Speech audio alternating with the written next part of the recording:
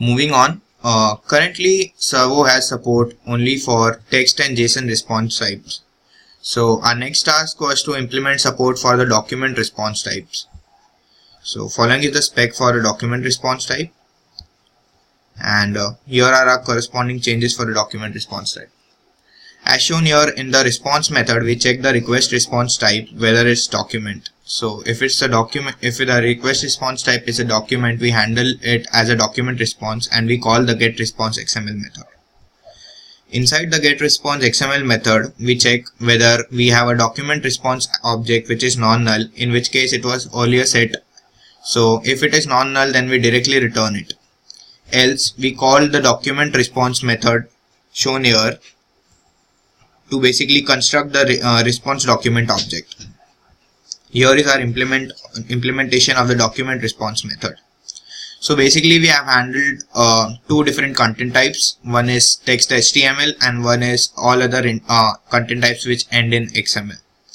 So herein we check the final MIME type and we compare it against text HTML or a MIME or a content type which ends in XML. And we invoke the corresponding method for each of these content types. So as shown here, we have invoked the method for text HTML content type over here, and we've invoked the method for the XML for the MIME types ending in XML over here. In each of these content types, we implement the specific steps related to these content types.